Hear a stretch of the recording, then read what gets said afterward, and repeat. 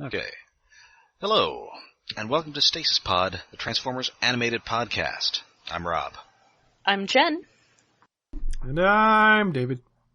And today we have begun the third and final season of Transformers Animated with the 3-part season premiere, Transwarped, Part 1.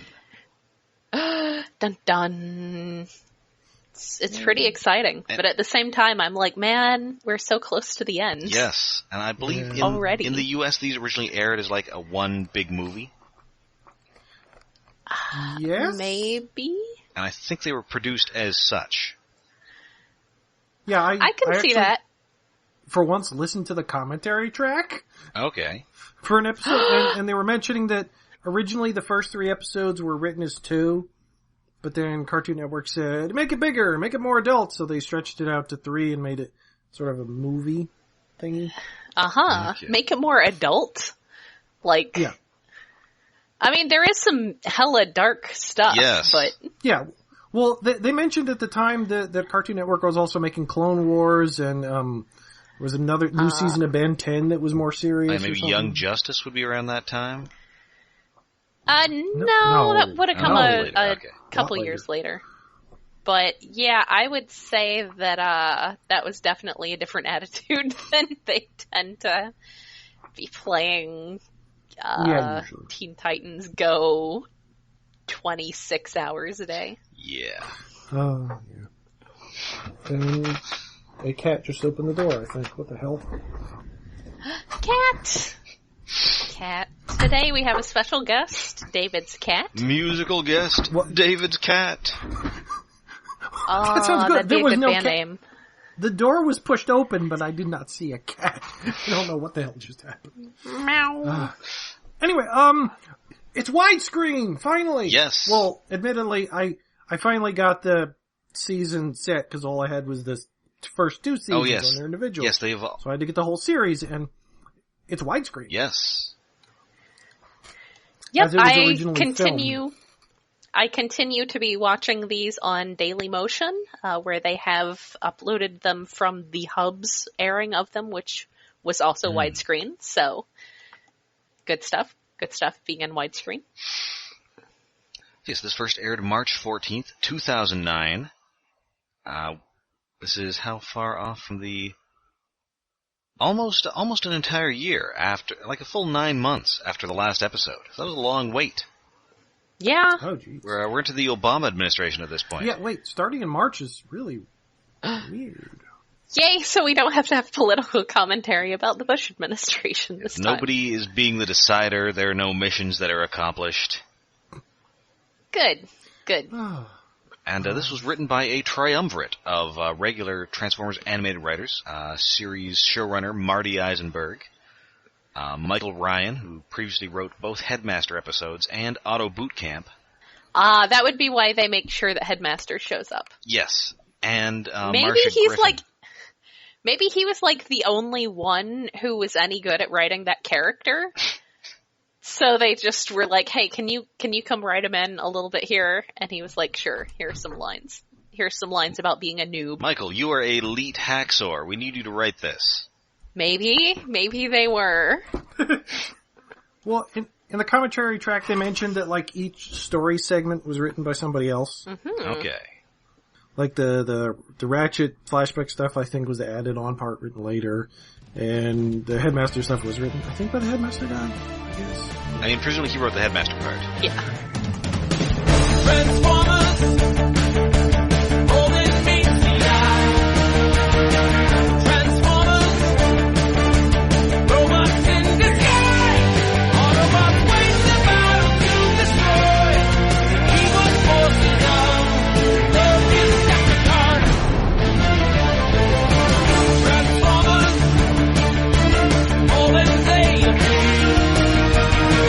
Transformers, justice goes again. But we start in space with a bunch of characters we've never seen before. Space. Yay. Well, only one we've seen before, Ironhide. Yes, we have seen Ironhide. Who We he was colossusing it up in Autobot. Yes, and he does that again here. And I feel like this kind of sets the tone in a lot of ways for season 3 as a whole, because I feel like season 3 was when they really went like all out on the cameos and, you know, just random character designs. They were like, you know what, Derek, just design everyone. Yep. Well, he'd probably already designed half of them anyway. And it's like, let's put. Yeah, that's fair. Okay, so we got 5 Autobots, Team Athenia fighting a team of 5 Decepticons, Team Char. So we'll go down the Autobots first. We got Rodimus Prime. So wait, should we be calling Team Athenia? What was it they called it in Headmasters? Oh, Team Sydney. Sydney-a. Yeah, yes. Team Sydney-a. And I don't remember what they called Char either, but it's got some stupid name. Hopefully, Team Sydney will be here soon. Anyway, sorry, I had to sidetrack because yes. Headmasters. So, it's Rodimus Prime. He is very Derek Wyatt looking, but also just very Generation 1 Hot Rod. And he's so Generation 1 Hot Rod that he is voiced by Judd Nelson. Yay! And at one point he does call them Decepticreeps. Yes.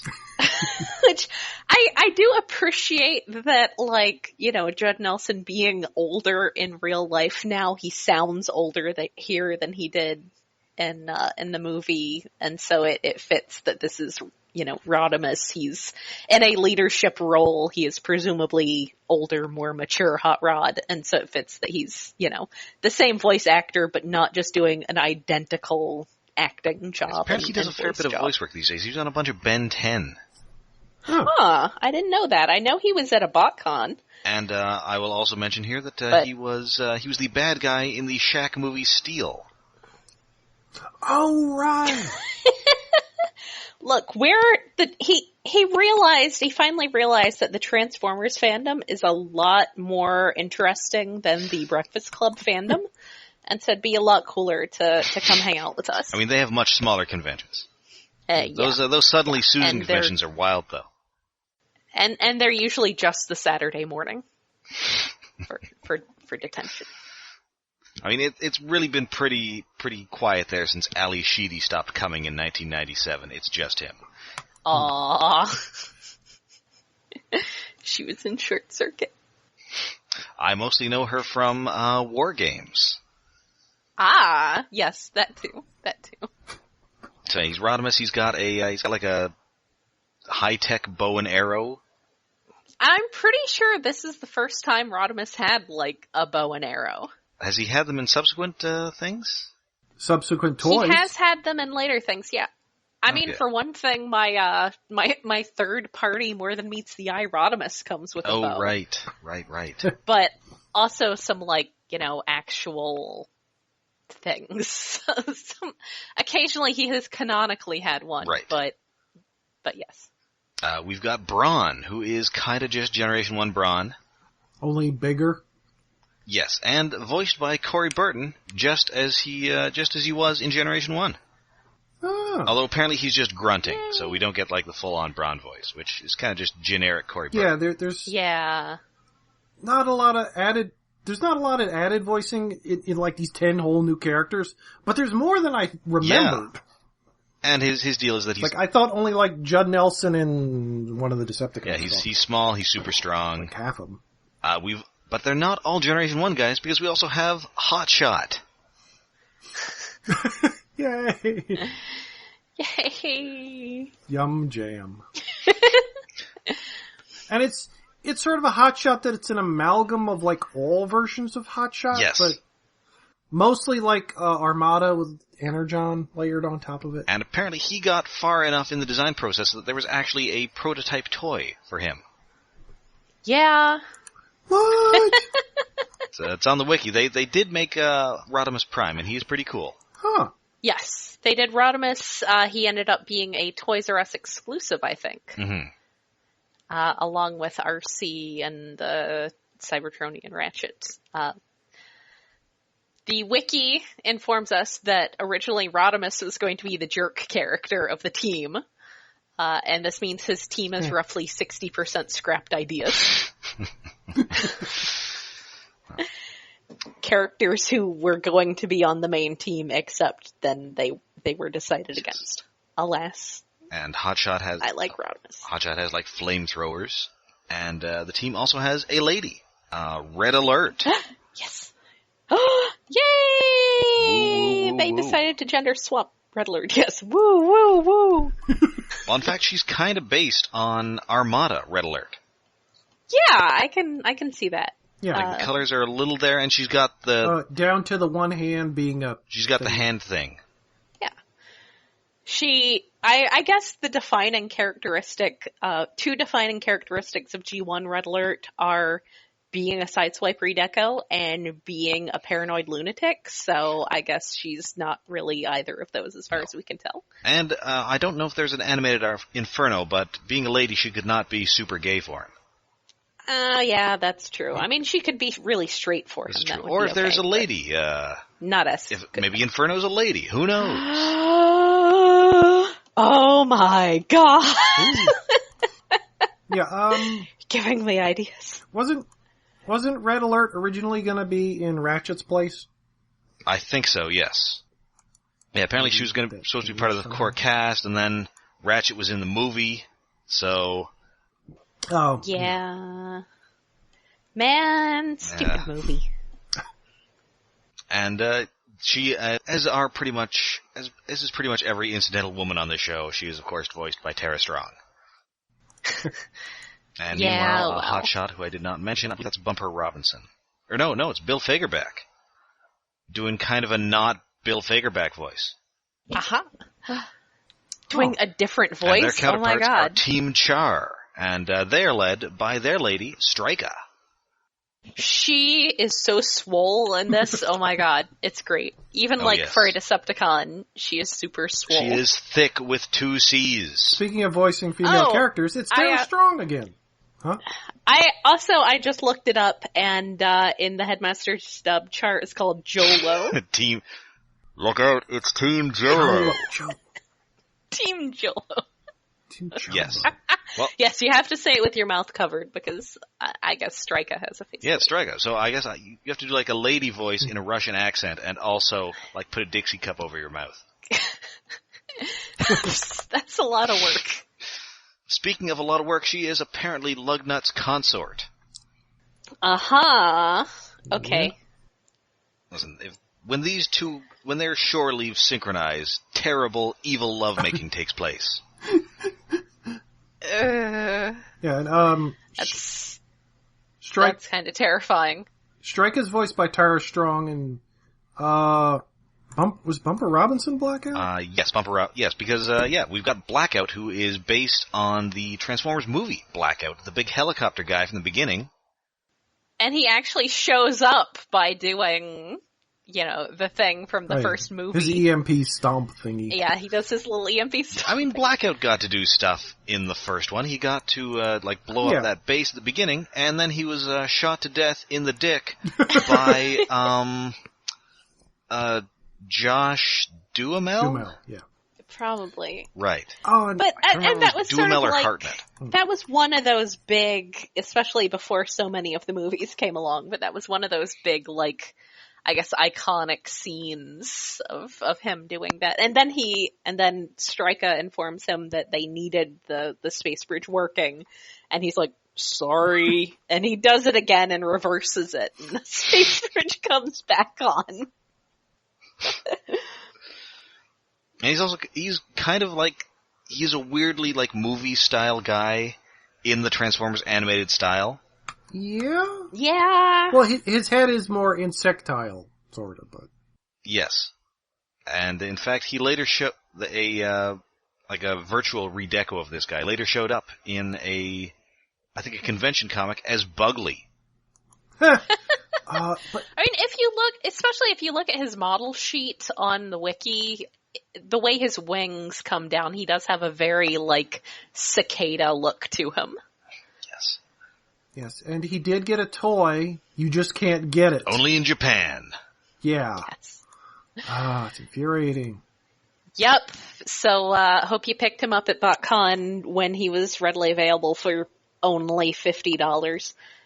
And, yeah, I regret passing that up, but. He's big in Japan. He's big in Japan. I mean, he's big, and he's in Japan.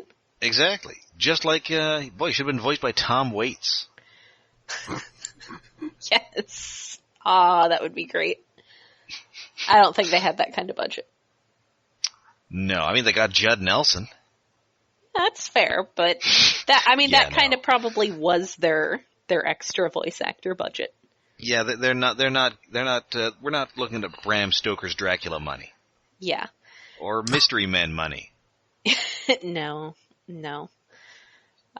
Especially I guess they probably paid so much for him that they couldn't then get other female voice actors. Yes. They couldn't get anyone to be other than Tara Strong. Yep. This cat Susie isn't working for free, jerks. Is Judd Nelson the only one of this group who is not part of the normal voice cast? I believe so, yes. Think so? Well, there you go. Phil Lamar is Oil Slick, but he's that's sort true. of a recurring guest character. Plus, he's also Omega Supreme in these episodes. So he's not quite part of the regular cast, but he's not pulling down Judd Nelson money. Yeah. Although he was in Pulp Fiction. Ooh. Anyway, Oil Slick is also there, the rare case of an animated character who was designed as a toy first, and then showed up on the show later. Yeah. Yay. He's cool. He's a really nice toy. Yes. You should pick him up. I don't think he's that expensive. He kind of looks like Lockdown crossed with Mr. Freeze. Yes. Yes. He's got a big dome head, which is always cool. Yeah. And his deal is that he is an evil chemist. And how often do you see that? I mean, apart from Mixmaster, like the original Mixmaster, and not, animated Mixmaster. No. So yeah, he ends up infecting Rodimus with cosmic rust. Yay! Everybody's favorite AIDS metaphor from the Generation 1 cartoon. It wasn't an AIDS metaphor. They asked that. One of the writers said it was an AIDS metaphor. The guy who wrote that episode. Really? Yes. Really? I thought it was just an excuse to have, a Perceptor episode. Because it was totally a Perceptor episode, which is why I like it, because I love G1 Perceptor. Because he was this wiki precious, adorable science nerd.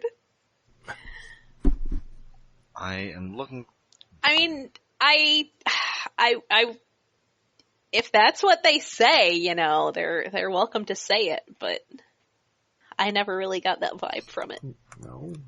It seems... That might have been the author's intent, but that's not how it came out. It came out as an adorable... Oh, God, I love G1 Perceptor so much. He's such a precious science baby. Yes, writer Paul Davids mentioned that the idea of a plague spreading amongst the Transformers was inspired in part by the AIDS crisis of the 1980s.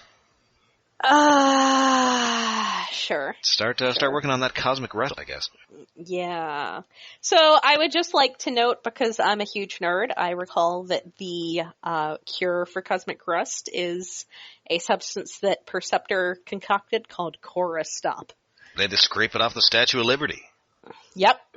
It's a big battle at the Statue of Liberty. Not as good as the one at the beginning of G.I. Joe the movie. No. There are no fearful cries to be heard. No. Alas. But still, there's aerial bots, if I recall right. Yes. And also Perceptor. We've also got Cyclonus. Yes. Who was just kind of doing his... He doesn't actually have any lines. Apparently his bio says that he's like a nihilist who is ambiguously from the future.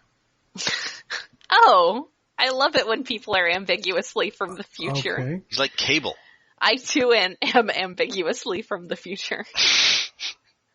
That's why I've got this one glowing eye. Yes. Oops. These things happen. Yes, let's see, Transformers, one of the Allspark Almanac strongly suggests that Cyclonus is from a dark future of the animated universe in which Megatron has become Galvatron, and that Cyclonus is the future version of Skywarp, the Starscream clone. Uh-huh. Oh, of course that's the almanac, thinking canon confusing by making it what we thought it was originally. Well, it does only imply Another it. continuity? And it doesn't matter anyway, because we don't really see these guys ever again. Yeah. No. But we've got one last member, and that is aren't they in easily the most comic book? obscure of any of these characters. And that is Spitor. Yes! Who is this great, like, his, I guess, vehicle mode is this great, like, mecha frog Battletech looking thing? I mean, that's really what it immediately made me think of was Battletech. Yes. And he's based on a Beast Wars toy that did not make the show. Yes. Huh. But who was great. I mean, he was great because he was a tiny frog guy whose gimmick was that his neck popped up as his poisonous tongue. And there was way too much just doing that in the version of him that was in the anime. Oh, right. Stupid anime. Diver, I think? Yes, Where Diver. he was green, as opposed to a sweet-looking poison arrow frog like Spitor here, who is a very fetching purple and orange. Yes. Except instead of a singular tongue, he has like a whole mouthful of Cthulhu tentacles that he grabs you with, ingests them, and then spits them out coated in orange goo, Yeah. which then explodes. Which does seem like a pretty good offensive Napalm. Yay. combat capability. Oh, he's very offensive. He's a veritable one-man legend of the Overfiend.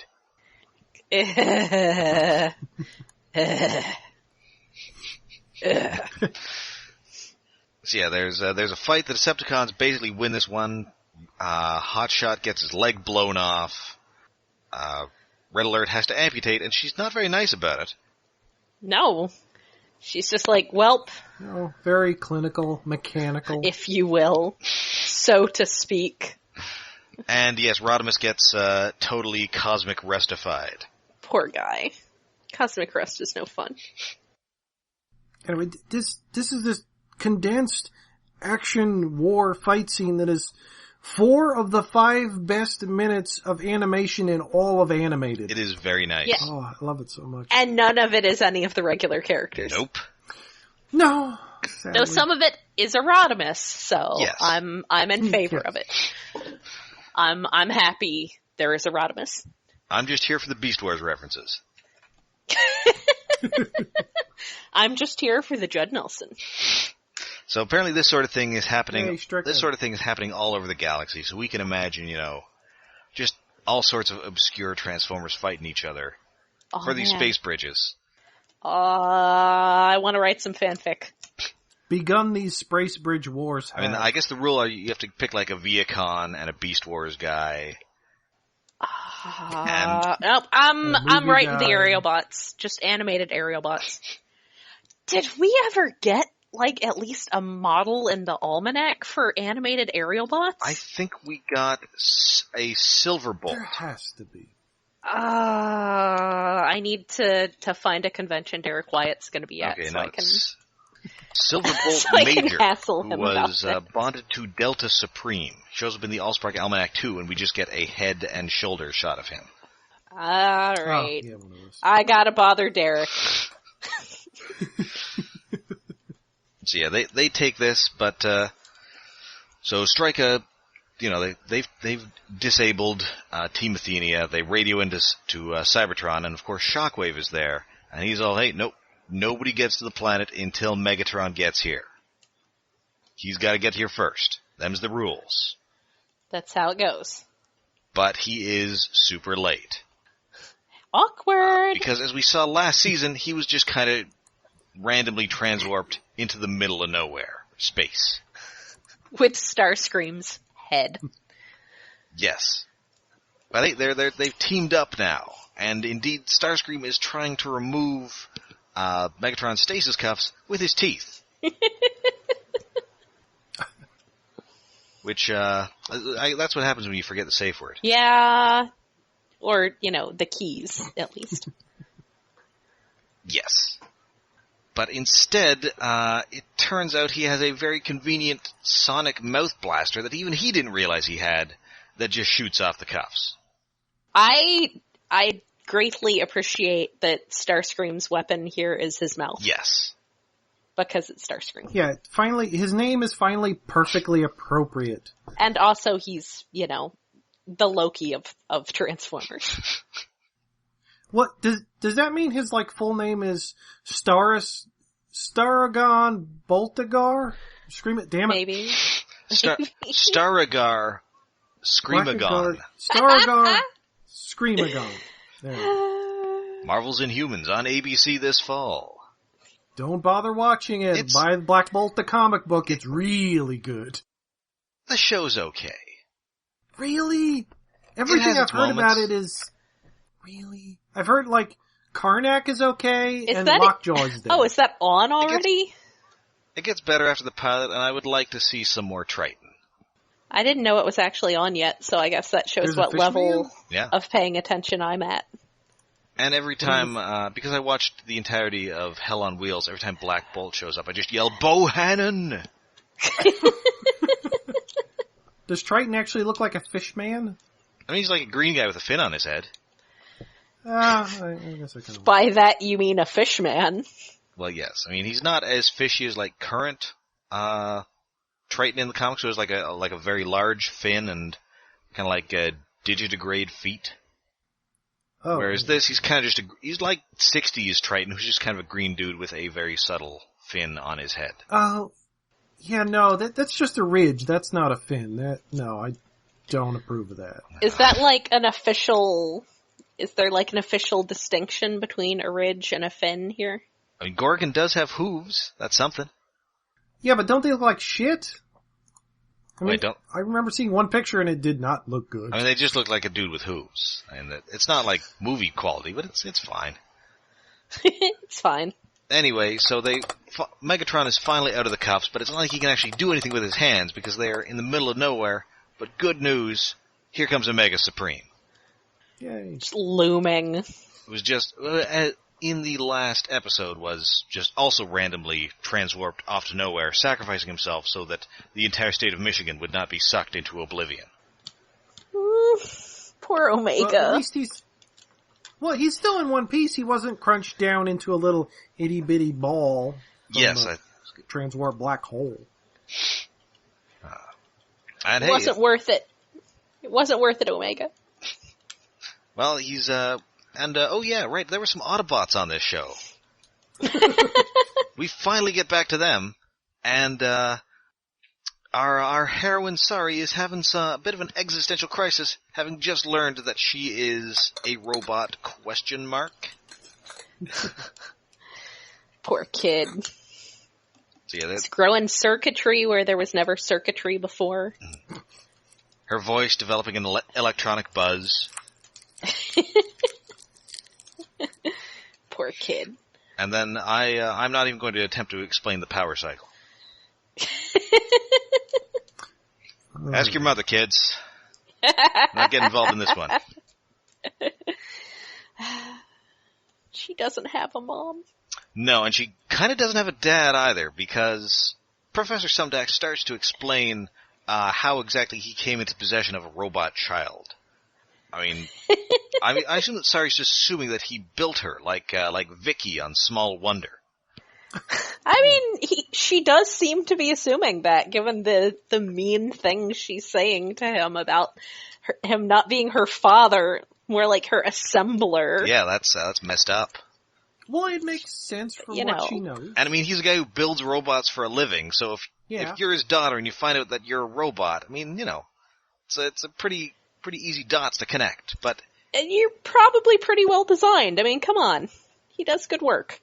But it turns out it's a little more complicated. Just a few years ago, he just kind of found her in his lab as a protoform. And he touched it. This zapped a white streak into his hair, which is, I guess, it acquiring his DNA, like what a Beast Wars Stasis pod, podcast name title drop. And then it became a girl. Became a kid. Yes. They don't really clarify, at what age she was, whether she's just always been approximately 8 years old. Right, has she been, 8 years old for, 20 years? I mean, no wonder she's homeschooled. Oh. It's like, that's a hard thing to have to explain to the Department of Education. I mean, he really should have taken some time, used his, money and influence, and got her, some fake ID. You would think that would be pretty easy to come by there. Yes. In Detroit. Yes. Have we lost a David? Uh-oh. David! Oh, dear. Okay, well, we will just hold on here. Hopefully he will be back. Alright. I'm playing with my third-party Rodimus now. Messing with that new sea spray I just got. Ooh, I've seen him. I've been thinking about adorable. that. I decided I got paid this week, and I'm, very excited about having income again. And I was all like, oh, I'm gonna go by Target and pick up that Perceptor that they've had sitting around, and now he's gone. And you can either use his, gone. chest thing as a gun, or just make him look animated, accurate fat in robot mode. Ooh. Though that reminds me, I was gonna look up whether, Amazon or anyone had him fairly cheap. I did pre-order the Titans Return RC the other day from Toys R Us, so I have that on its way. I just want to know when that Grotusk is going to become more readily available. Yes! I need my monster bots. Yes. Man, Amazon's got them for $22. That's too much for a deluxe. Yeah. I mean, at least in the States. Yes. Not. Ooh, though, somebody's selling Twinferno for $10 with Prime. Now, is that... I mean, as an Amazon Prime. Is that Twinferno the Titans Return guy, or Twinferno the Robots in Disguise guy? The Titans Return one. That's pretty good. I think I'm going to have to order that. His dragon mode is not great, but the robot mode is quite nice. Yeah. Yeah, I mean, he looks good. And then I can just, make a point to get all the monster bots, who I've always kind of liked and felt they deserve to be in more fiction. It's just unfortunate that Repugnus got a raw deal. He's tiny. That's right. He's one of the little bitty ones. It's a deluxe. That's not even fair. Oh. Okay. Yeah, I need to keep an eye on things like that popping up cheap on Amazon, because I got Amazon Prime. Yay. Amazon Prime, also now the name of a Transformer. Is it? I think it was... Yes, it was in Transformers vs. G.I. Joe. That's, was that the Tom Yes, it was Megatron's trying to access the Matrix, and there are a bunch of, old Primes are taunting him, so it's Sentinel Prime and Regulus Prime, who I think might also be new. Amazon Prime. And I have to assume that Amazon Prime is a lady. Yeah, that would make sense. That would make a lot of sense. It's just showing results for Titans Return Perceptor in Toys and Games. Search in Home and Kitchen instead. I think we may have... okay. He's returned. There's a Hello, David. I'm back, I think. Hi, David. While you were gone, I ordered myself a $10 Twinferno from Amazon. $10. Oh. Yeah. I don't know if I need the animated. $9.42. Wait, is it the animated or the Headmaster?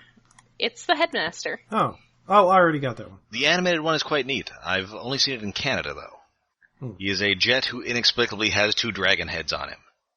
Well, I mean, that's not that much weirder than, Slugslinger, who's a jet that just has 2 cockpits for reasons. Those are cockpits, though, as opposed to dragon heads.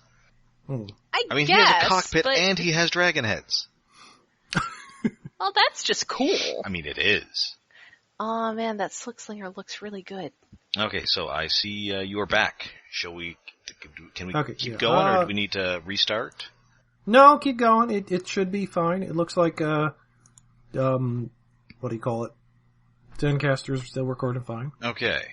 I was just weird for a bit. Where were we? Sari is a time-traveling protoform? Right, she's a we don't know how long she's been there, or if she started as, a child, or as a baby. Has she always been 8? I mean, she has a birthday. She did have a birthday. Well, These are... Did she? Oh, that's right, because that was her party where she was just being a weirdo. So does she just have the same birthday every year, and Sumdac just never tells her how old she is?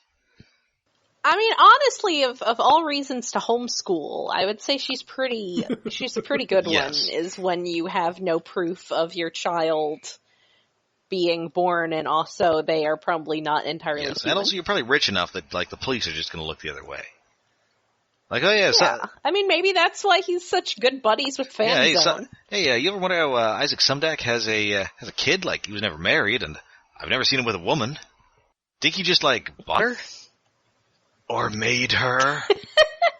She could be adopted, but yeah, I do sort of feel like, you know, when the head engineer of this robotics company suddenly has a kid out of nowhere, I think everybody's gonna have a pretty good idea where she came from. She came from R&D. Yeah, like, she's just a small wonder. I would like to note that about a year or so ago, I came across that show on one of those like weird little broadcast secondary networks, and it does not hold up well at all. I mean, I don't think it was good even then. It's just no duh. I thought it was good because I was like 8 years old and stupid, but it is not good. Then again, I probably don't want to go back and watch Alf. So. Listen, I just want to know, can Sari lift a couch? That's a good question. And spin it over her head? I'm going to say yes. Yeah, I'm gonna say that she probably can. Anyway, so yeah, she's not. There's also a mention of how the Autobots thought maybe she came from a Cabbage Patch, which I think is copyright infringement. Unless, wait, are those Hasbro? Now, I probably. don't think so. Are they No, those I characters from Cleveland? Yeah, I think they're Mattels at this point. Yeah. Oh, they are apparently wicked cool toys. What? Aha! But wow, sure. these things have this is the toy industry's town bicycle. Okay, so they started out with Coleco. Coleco? Coleco, yeah. Coleco, maybe? Coleco, yeah. Made the video games? Yeah, the same guy. They made the video games and Cabbage Patch Kids. Then I guess they went under. They went to Hasbro from 88 to 94. Then from Mattel from 94 to 2003. Then for a year they were just Toys R Us. Then Play Along, which I have never heard of. Apparently they also made celebrity dolls. Yeah, I've probably seen them in the context of ugly celebrity dolls. Oh, and they also made they all had the Care Bears license. Ah. And then Jakks Pacific, who I mostly know from making wrestling stuff. Yeah. And Mortal Kombat toys? And I think they're the guys who now make those, like, gigantic, hollow plastic figures. Oh, do they make those? Like the ones that are the size of a small child. Yeah, maybe that's where my Godzilla's from. Oh. He's in another room. He's a big boy. I do like the callback to Prime thinking about how Sari told her the facts of life and me wondering, wait, what did she tell him now if this is all... I'm even more confused And by he's that. still super awkward about it, too. He's like, it doesn't fit in with what I have been told about. Sumdac's right in the car. About... Professor Sumdac, I apologize. I was under the impression that you had made it with a woman. I now see I'm mistaken. That would be the most... And I apologize. Be the most animated Optimus Prime way of putting that, too.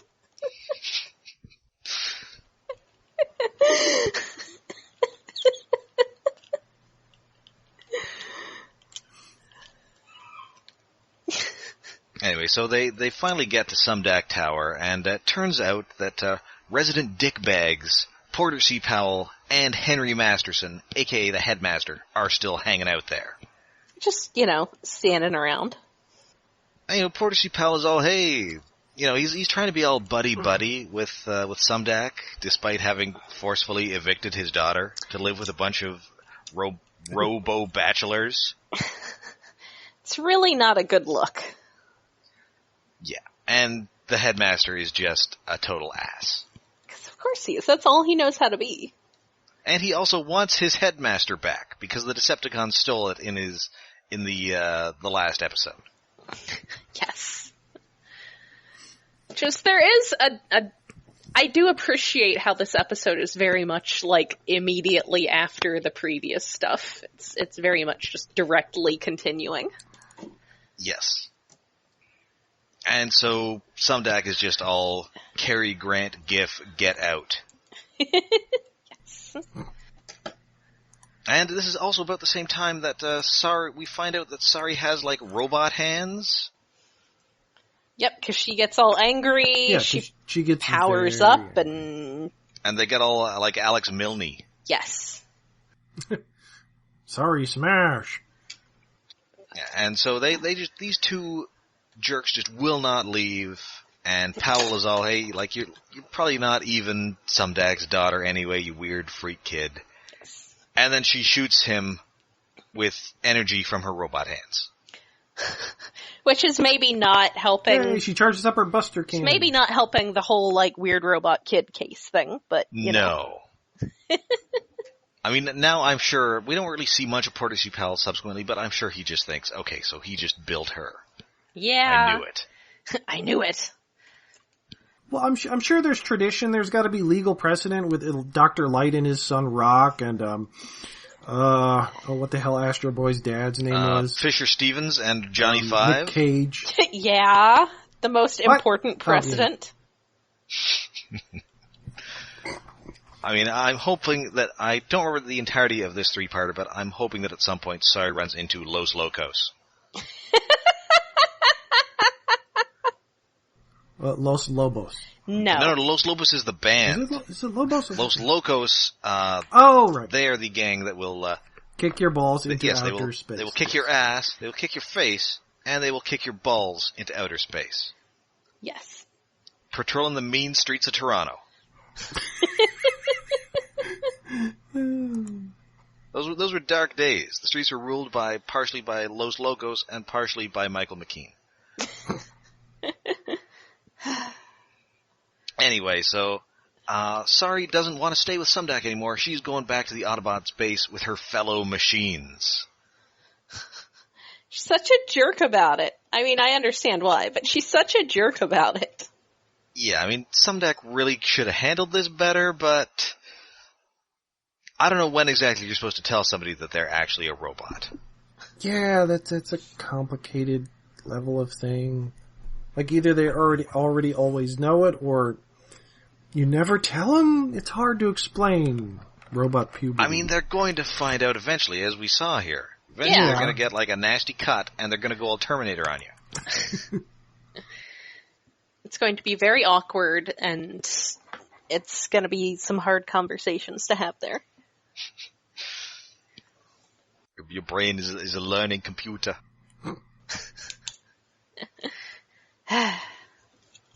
Anyway, so Ratchet takes a look at Sari, and turns out she's only partly a robot. She is much like the Silverhawks, partly metal and partly real. Damn it, you got to that joke first. That's right. Metal is implicitly not real. That's right. And specifically, it is Cybertronian parts, which makes Sari wonder if, like, Sumdac built her with leftover Megatron parts? Which, yeah, she is about as pleased about as you might think. It's like, yes. Ew, poor kid. And this is kind of the last we hear about where she's actually from. Like, we never find out how that protoform got there. Yeah, no. Even the commentary mentions they had an idea where she was going to be from. They just never included it, and they're never going to tell us.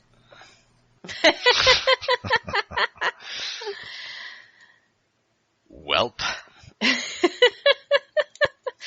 It's a mystery to all. So while this is going on, Prowl decides that he is going to investigate himself, and Ratchet is going to have a flashback. Poor guy. Oh, So this takes place right after the flashback, or right after the flashbacks from Thrill of the Hunt, where he got RC back from rescuing her from lockdown, but minus her entire memories. So again, we get more cameos. Yes, we've got Ultra Magnus, still Ultra Magnusing. He's a little younger, and we've got Highbrow. Yeah, I had to look up who that was supposed to be. I mean, he doesn't really look that much like Highbrow, like Generation 1 Highbrow. No. He's kind of got like a British Beefeater hat, Yeah. and a giant mustache, and a prominent gap between his teeth. He looks like British actor Terry Thomas, who played like Why? Who knows? He played an upper-class twit in a ton of British movies. The one that our audience probably most likely seen is maybe It's a Mad, Mad, Mad, Mad World, or The Abominable Dr. Phibes, where he's the guy who gets all the blood drained out of him. Sure. I knew it would be something my dad liked. Is it a Mad, Mad, Mad, Mad World, or Dr. Phibes? Yes. It's a Mad, Mad, Mad, Mad Okay. World. See, apparently The point is, things old people like.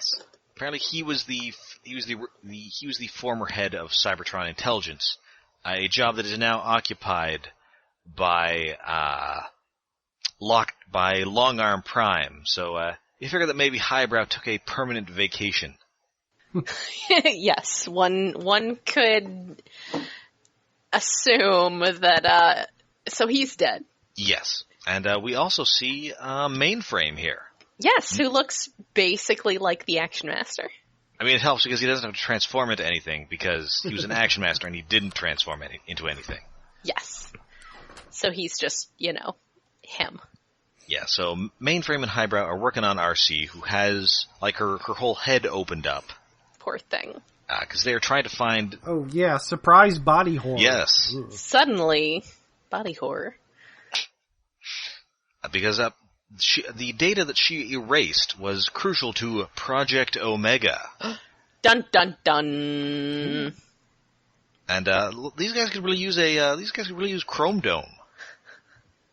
It's true. Need a memory surgeon. Yeah. So we finally zip over. So Ratchet, he's kind of got some access to Project Omega thanks to his encounter with RC. So he's got to. So he gets a first-hand look at what Project Omega, which is unsurprisingly Omega Supreme. Dun dun dun. And it's time for more cameos. Yes. Because he's being worked on by Wheeljack. Who is based on that guy from Mythbusters. It was apparently a coincidence, but he does have that facial hair. Really? Okay. Yes. It was a coincidence? I don't believe... Apparently, yes. That is what the wiki says. Huh. Alright. I'll believe them.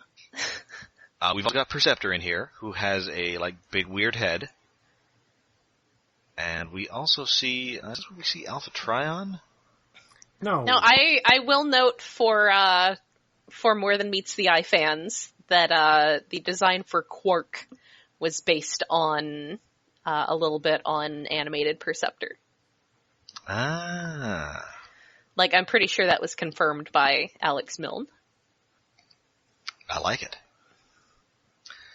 Okay, so yeah, we flash back to that because that is going to be important later in the episode. Yes. And then Bumblebee and Bulkhead have to do something as well, so they go back to this busted-up mine to find out what exactly, if we can find anything here that will let us contact Cybertron and tell them that, hey, Long Arm Prime is actually super evil. Because that is going to be very important. Yes. Well, he doesn't know who it is yet, but he has audio that will help them find who it is. Oh no, that's Blurr. Oh, Yeah, that's right. This. The Autobots... The Autobots know darn well it's Long Arm.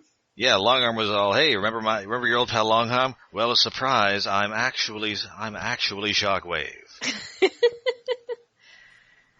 Alright. But speaking of Blurr, back in space, Blurr is still trapped in a big blob of goo with Thundercracker and Skywarp. And they are not much help. But thankfully, soon as Blurr gets an idea how to get them out of this, Thundercracker immediately takes credit for it, but they do, and then does it. Yes. And Blurr scoffs. And then we get the other minute of really good animation. Yes. Yes. And Blurr scoffs at your laws of physics, because he's built up some speed, and then he's going to run back to Cybertron. Yes. That is a thing he does. He is like running just through space across the rings of a planet. Oh yeah, it's rings. It's like a Saturn-like planet. It's like that. Like 2 seconds is the best animation and background is in this entire show. Oh, so beautiful. It's very nice. And it's a reference to the intro from Transformers Generation 1 Season 3, where Blurr is doing that same thing. Ooh, Oh yeah, sweet. How about that? It is very silly, but the show is just silly enough that it kind of works. Yes. Yes. I mean, I gave up on this show's science somewhere around EMPs not working that way. It's a good show. So meanwhile, Science is not great. He taps into the Speed Force, whatever. yes, the Speed Force. Yes. He taps into the speed. Oh man, he gets back to Cybertron, he's like an old man. Oh no! That's why John Machida sounds older. There you go. You get a no prize. Get me a Micro Machines Lincoln Continental. I'm gonna drive it very slowly. The blinker on. No. Ah, no. Yeah, so believe it or not, he's walking on air. Why? Why do you do these things to us? I hate you and myself. Aha. Well, that would explain it. Greatest Iaconian hero? Alright, so back on Earth, Bumblebee and Bulkhead are still looking through this rubbish. Bumblebee discovers a plasma dynamic thruster, which kind of just looks like a dehumidifier. Yeah, it does. I think Bulkhead's making all this stuff up. I mean, it all seems to work the way he thinks it is, though, so he actually is a Space Bridge genius. It comes up later in the episode, that's too. Fair. That's fair, alright. Yeah. I mean, he might just be making this stuff up because he is coming up with all this stuff, making it up out of whole cloth. Like, oh yeah, that thing, I invented it. I'm calling it this because I get to do that. I could have just called it the Bulkhead-O-Matic.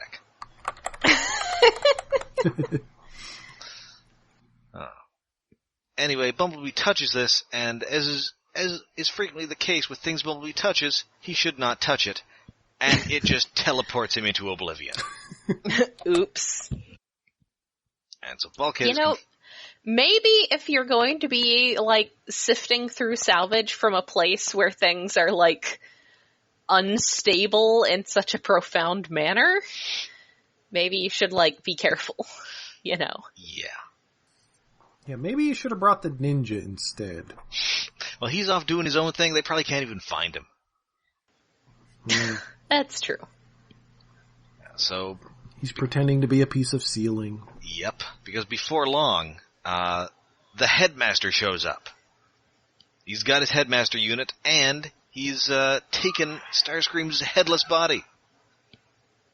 Bulkhead does try the flying elbow here, but it doesn't quite work. So back at Sumdac Tower, Prowl is indeed doing all sorts of sneaky stuff. So, How can he be that sneaky when he's so large? he's a ninja. That's I mean, some... he's very small for a Cybertronian. It's like if Shaq was a ninja. I guess. Oh my god, like in the video game Shaq Fu. No. And if Shaq were why? actually made of metal, like in the movie Steel. Oh. Why do these things And happen maybe he's to sneaking us? around with his genie powers, like in the movie Kazam. No. How stealthy can he be when he had to exit a scene by riding an escalator out of frame? Oh man, and then maybe I can't come up with anything for Blue Chips and I'm out of Shaq movies. I mean, I assume it's just because he's only hiding from some deck. So it doesn't matter if random passersby see him, you know, being large and... Yeah. Oh, hey, one of the Autobots. How's it going? Yeah. As long as Sumdac doesn't see him. I already got that one's autograph. I just need Bulkhead.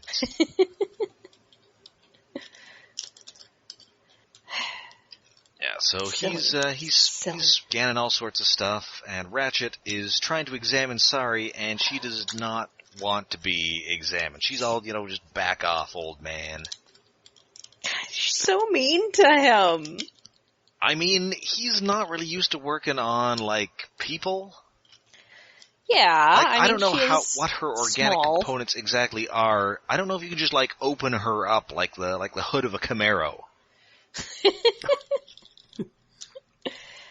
Oh man. I mean, she does kind of do some of that a little later, but yes, maybe but I guess that's she doesn't just quite key know magic. that yet. I mean, he might just flip a panel and there are a bunch of organs under there.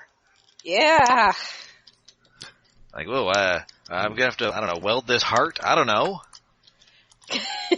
Poor guy. But yeah, he wants to, that's the thing, is he wants to find out. He wants to know what is in there, and she's like, could you not? Yeah. Could you maybe not do this thing? So anyway. I just want to be an angry, sulky child. Yep. Of ambiguous age, which is going to get even more ambiguous next episode. Yes. Anyway, so before he can decide to just, jack her up and check under her metaphorical hood, Prime radios in. He says that, we can't find Bumblebee or Bulkhead, and maybe you should go, because we also can't find Prowl. So everyone has disappeared. So it's left to Optimus Prime to play Parent Trap. Aww. I mean, they have been taking care of her for an entire season, so... Oh no, sorry, not Parent. Parent Trap. Optimus Prime is going to have to do the work of 2 Lindsay Lohans. Oh. Or, if you prefer, 2 Haley Millses. Yes, that is preferable. I mean, his Parent Trap here is a pretty apparent trap, but it still works. Yes. He's definitely in that category of characters on here who are really, really bad at lying. Yes, he's talking to Sari, he opens up a third channel, a party line, and he's all, Sari, you're very upset. We should go to BurgerBot. I know that you always enjoy going to BurgerBot. I sure hope we don't see anybody else, like your alleged father, at BurgerBot. The one at Woodward and something. Yes. Which actual Detroit streets. Yay! What's actually on that corner, though? Is it a burger bot? bot? Probably not. I mean, It should be. I'm gonna go it's open Detroit, one. so it's probably a place that sells, Coney Island dogs. Oh, Coney dogs. I was gonna say meth, but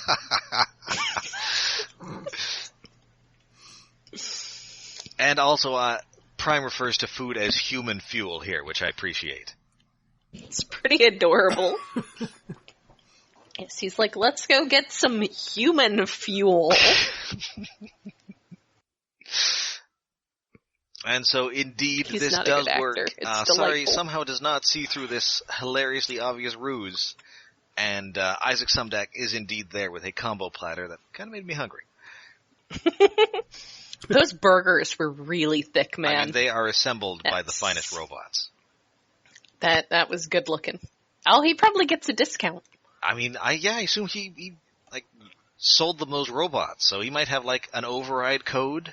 Ooh. Sumdac override code A125. I request extra pickles free of charge. It's pretty fancy. It's like ordering off the secret menu at In-N-Out. Yes. Except the only things under the cups are quotes from their weird robot Bible. That sounds terrifying and distressing. Unfortunately, somebody else has decided to drop in, and that is the Headmaster. Dun dun! Because he had bugged Sumdac. their phones. Yes. Their landlines, I guess. Yes. And it is now TOT, Total Ownage Time. Damn it. Damn it, But- him. But before, we do get a pretty good Optimus Prime quote here. Sorry, I don't pretend to fully understand humans, but from what I've seen, being a father is more than a simple organic bond. It has much more to do with the spark, with the heart. So it's okay to be adopted, kids. Yes. It doesn't make them less your parent. Or to have a stepdad who presumably did not build you in a lab. Yes. It's okay. Aww. Unfortunately, what is not okay is being murdered by the Headmaster. Yes. And that is what it looks like is about to happen as this episode ends. What? A cliffhanger. That's right. That's right, noobs. Oh, Headmaster. Maybe This Headmaster... maybe that writer was the only one on the staff who could write like that. I guess, and not particularly well. I mean, I kind of enjoy the Headmaster, but... And this might have seemed less dated then. Well, yes. And I think as discussed earlier, now he would just be calling everybody a cuck. Yes. Now it would just be unfortunate. Back then, it was hilariously annoying. Now it would just be deeply unfortunate. Man, And yes, people suck. yep. And so's the Headmaster, but we're gonna have to wait until next week to see him get beaten up. Good. I always like seeing him get beaten up. Total ownage, cucks. Keck.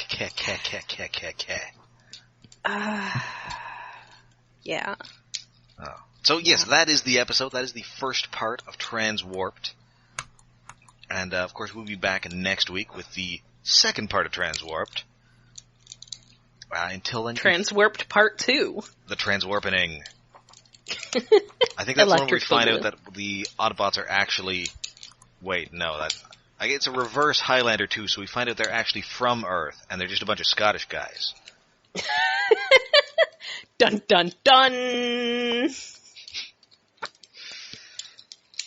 Here we are, born to be King Atlases. We are the literal princes of the universe.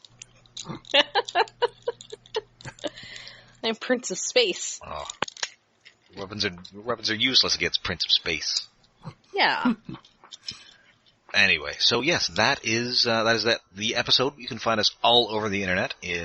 Until we return, we are on Facebook, we are Tumblr, and we're on Twitter. And we are hosted by iaconunderground.net, where we have a Patreon set up to help us with hosting fees and other related expenses. That is at patreon.com/iaconunderground. And our episode for October is coming up. So please let us know. We're taking a real close look at the real Ghostbusters, the entirety of which is on Netflix. So if you have any particularly spookifying episode you'd like us to watch, please let us know. Yes, we've had some good suggestions that we're keeping in mind, but we are open to more. That's right. So until next time, I'm Rob. I'm Jen. And I'm David.